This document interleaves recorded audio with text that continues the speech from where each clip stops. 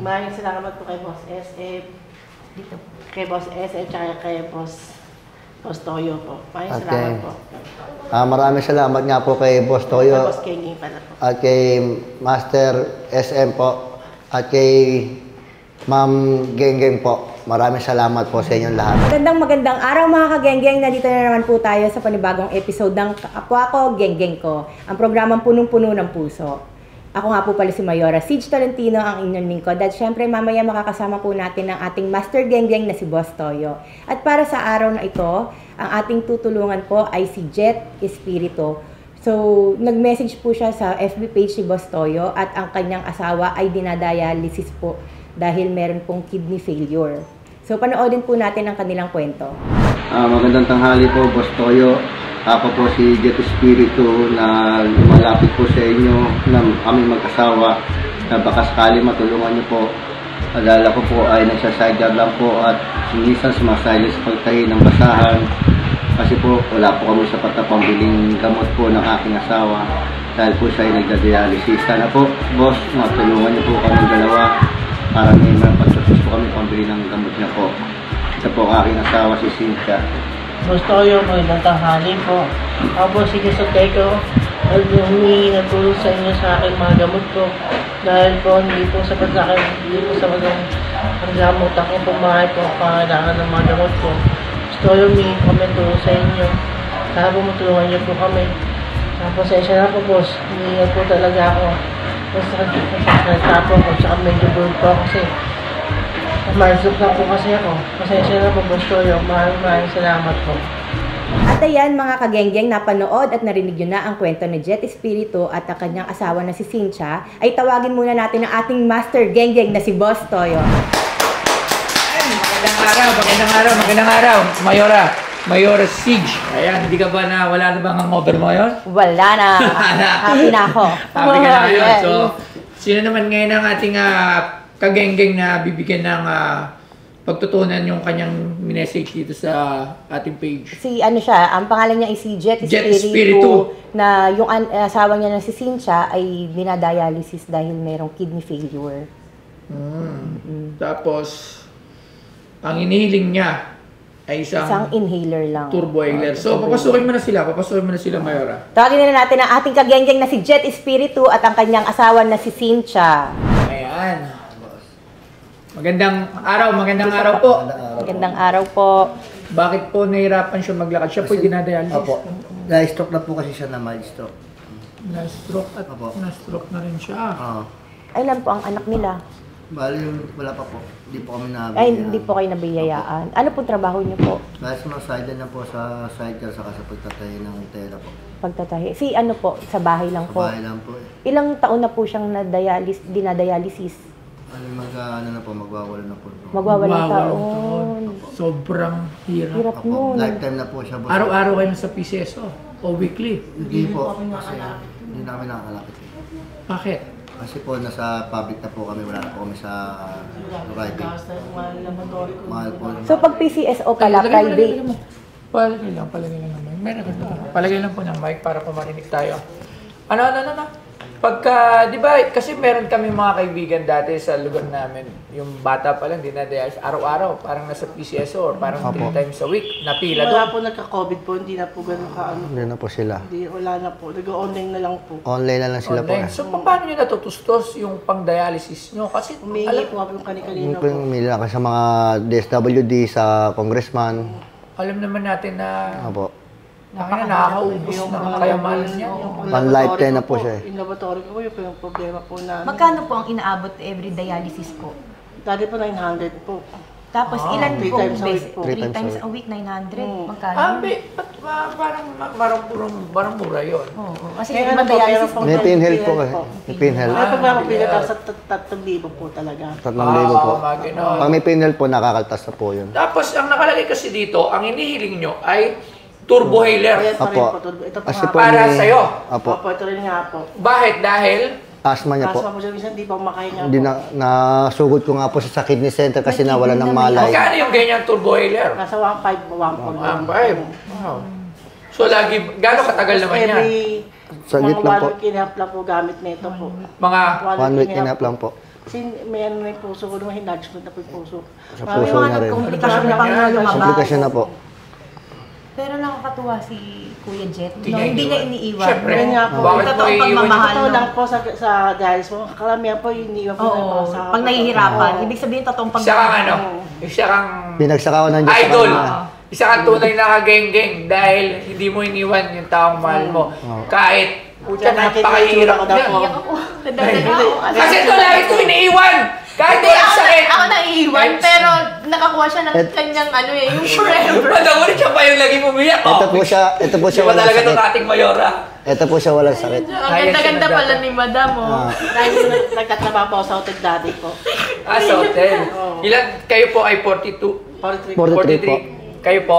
Hindi, 45 po ako siya, 43. Magkakasingidaran tayo dahil ako isang 42. So, nakakaano naman. So, tawagan natin yung magbibigay ng konting tulong na si Master Gengeng SM. Pero, bilib ako sa'yo kasi yung ibang asawa, tayo iniiwan. Iniiwan. Sabihin mo, wala pa silang anak. Pwedeng-pwede niyang iwanan anytime, pero Oo hindi nga. niya iniwan. Di ba? So, hindi na kayo nagbabalak mag-anak. Hindi na pa bawal. Nasisira rin po kasi, boss eh. Na ano sa machine po, nalulusaw din po yung ano, yung bata. Oo. So, talagang hanggang lifetime lang talaga. Dalawa na lang talaga. Sobrang saludo ako sa inyo, Sir Hanggang Jet. mamatay na lang. Sobrang Hanggang pagmamahal. mamatay. Nung nakaraan nga po, 4 days ako wala akong dialysis, sumusuka na po ako kasi nalaso na po yung dugo ko dyan, nakatagdalawa. Biruin niya po, nakaraan po, habang nakasalang siya, 30 minutes siya namatay. 30 minutes, Opo. na nire-revive ka. Natain na po siya, namulo na, naganamutla na siya. Na-revive pa, Nga po no? eh. Oo. Taga saan ulit kayo? Kaloocan. Caloocan City. So sige, tawagin na natin to para matingnan natin kung ano nga mabibigay nating tulong para kay ate. Ano pangalan niya ate? Cynthia Soteco po. Cynthia. Ayan. So tawagin na natin to. Si Master SM. Grabe yung ano nyo, no? Yung Dami na kwento nyo, pinagdaanan nyo, pero hindi ka talaga Diyan na nga sa kapo, nandiyan na mahal. Kaya bulol-bulol po siya magsalita. Sobrang Tsaka hirap, pagmamahal tsaka mahirap din. Kanan po na po kayo katagal? Na Tagal na rin po. mag-asawa? Ano pa po, yung naging girlfriend ko pa siya, high school pa po siya. High school pa. Opo. High school sweetheart pala. Mas matanda ka po sa kanya. Opo. Ay nagsimula yung Facebook, chinat niya ako. Sa- Ito yung palatandaan ko, Chat ito yung palatandaan ko sa kanya na binura ko yung tattoo niya. Bakit? Bakit mo binarap? Kasi nagtrabaho po ako sa SM no, nagbura rin ako ng tattoo. Tapos, At sabi nagmura ka nga, ng tattoo dati? hindi oh. Nagtrabaho din po sa hotel ng Binura Okay, ko lang para talaga. lang matanggap kasi merong kita, visible yung As in, tattoo. sinachat na ako sa Facebook, sino Cynthia? Si Cynthia to yung binura mo ng tattoo sa Planas. Sige, kita Pala yung tayo. love life Doon lang, nila, no? doon lang ano. Di that, simulan mo kaya maghanap ng love life mo. Ayoko, hindi na ako, hindi ako sinuswerte. Hindi kasi yung swerte, kawawa ka. Lagi lang ako iiyak. Pagka ganon, dumulog ka na lang dito sa ating programa. Ako ang susunod na dudulog dito, na maghahanap ng ano, Hindi ng forever. medyo hindi ata Pero online Sir si- Jet, sobrang hanga ako sa inyo po. Sobrang yung Dahil lang pagmamahal. ate lang. Kaya naman masakit yung mga buto ko to lang po. Mga buto niya lang kasi mga ano. Ang tumatagal masakit ang mga buto ko. Minsan daw nakakalakad, naka-wheelchair ako. Sobrang yung pagmamahalin ng dalawa, no? Ano na lang ako yan, tagal May lang. ganyan pa palang lalaki sa mga Naman! Mabait talaga po. Tapos tingnan mo naman si Sir Jet, talagang pogi din naman talaga. Tingnan mo naman, di ba? Oo, mabait pati puno. talaga, di ba? So, Dahil lang ating tinatawagan si Master talagang SM pinadala ni at Lord talaga si Sir Jet para sa inyo. Pinukul ako sa kanya Sobrang para magbantay. Nakakatuwa po kayo. Sana makahanap din ako ng ganyan. Hindi naman ako naghahanap, okay lang. ayan, si Master Gengeng SM. Ayan po. Master SM, siya po si Sir Jet Espiritu, 43 years old. At may asawa na dinadialysis 8 taon na. May hika, may heart enlargement, na stroke. At ngayon, ang nirequest niya lang ay inhaler. At katulad nga ng sinabi ko sa iyo kahapon, napabili na natin yung inhaler niya. Saan yung inhaler natin? Padala nga rito. Ito po siya, Master SM. Ayan po sila, ayan. Ayan po si ate na nakaranas na rin ng 30 minutes na ni-revive.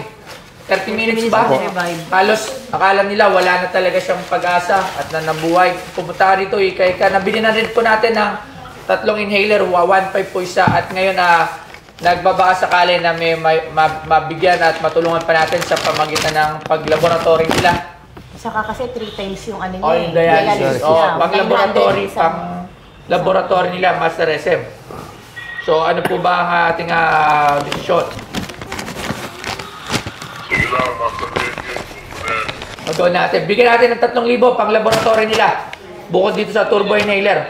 Okay po ba yun, Master Gengen? Ito po, pasalamat po kayo kay Master SM Gengen. Maraming salamat po, Ay, boss. salamat po, boss. SM po. Yeah. Maraming salamat po. Salamat po. Alam nyo, katulad ng lagi ko sinasabi, si Master SM hindi niyan makikita sa screen. Hindi, kayo lang ang nakakita sa kanya.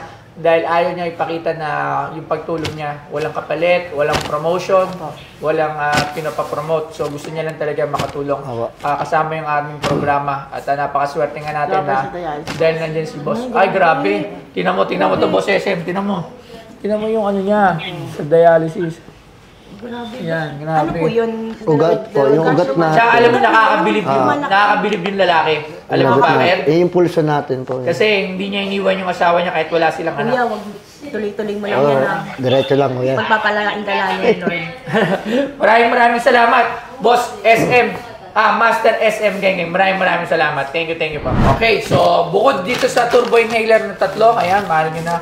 Ibigyan ko kayo ng 3,000 sa pamamagitan ni Salamat po.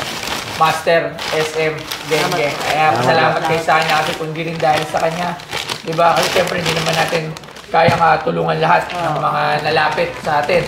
So, sa mga ulit para sa ating mga followers at nanonood ditong palabas na to, papakita namin yung kanilang mga cellphone number at details. Kung maaari kayong makapagbigay pa ng tulong, pang dialysis o kung ano man, kahit ano, in any kinds, kontakin nyo lang sila at itong programa na to, ulitin ko, ay magiging tulay para sa mga nangailangan ng tulong at handang tumulong. Hindi lang to one-sided na kailangan ng mga puro kailangan ng tulong. Kasi syempre tayo naman lahat halos kailangan syempre may natulong doon sa mga kailangan ng tulungan. So kaya nandito tayo kapwa Gengen ko, may pagkapwa tayo. So nga pala si Boss Toyo at syempre papasok ko na kayo kay Mayora Siege at sir, bilib ako sa inyo dahil isa kang ulirang asawa. Dahil wala kang anak kasi di ba yung iba sinasabi, ulirang tatay pero hindi mabuting asawa. May mga ganon. At responsable sa mga anak. Pero bilang asawa, wala. Meron naman, sa asawa lang, irresponsible naman. Pero ikaw, wala ka kasing anak. So, siguro nagkaanak kayo malamang. Responsableng ama ka din. Dahil sa kondisyon pa lang at sa pangyayari pa lang na hindi mo iniwan si ate, sa kalagayan niya na kututusin, pwede, madami nga dyan, mga babaero. Marami totoo. Ano nga, ulit? Ay, hindi na ako ganun. Kayo kasi talaga. Nagbago ka na ba? Bago na ako. O talaga, o. Kaya ka na pinagpapala, lalo Oo, kaya tayo, di ba? So, ako'y natutuwa dahil dito sa programa to nakakausap ko yung mga ganyan.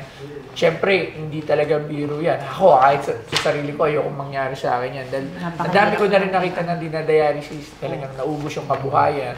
Unang-una. Kahit mayaman po kasabay namin maubos. Kasi lifetime. Lifetime. Kaya, di ba? Tapos yung paghihirap na lang din. Tsaka sa gabi, boss, yung tulog ko. Nakaupo na lang yan. Po, ay po, ganun. Nalulod na ako. Yung baga niya kasi for tubig na. Puro tubig na. Hinga na nakapag-agtalakad na. Kaya nang nakita niyo po kayo nakagrasag dahil papahinga lang. Ay, mamaya, nilagay nyo sa upuan, huwag nyo na siya, doon ha. So, maraming salamat at ako'y nalulungkot dito dahil alam ko yung pinagdadaanan nyo dahil dami ko na nasaksihan na ganyan. So, yun ito na kay Mayora Cynthia. Salamat po. Po, Sir Jet, Espiritu, and Salamat po, Ma'am ma'am. Cynthia. Ano pong sasabihin niyo kay, ano gusto niyo sabihin kay Boss SM at saka kay Boss Toyo? Ikaw muna. Maraming salamat po kay Boss SF, dito kay Boss SF, tsaka kay Boss Toyo po. Maraming Okay. salamat po. Maraming salamat nga po kay Boss Toyo Boss Gengen pala po. at kay Master SM po at kay Ma'am Gengen po. Maraming salamat po sa inyong lahat. Ayan, Kuya Jet, sobrang hanga ko sa inyong pagmamahalan. Yung bait po talaga yan. Huwag niyo iwanan si ate.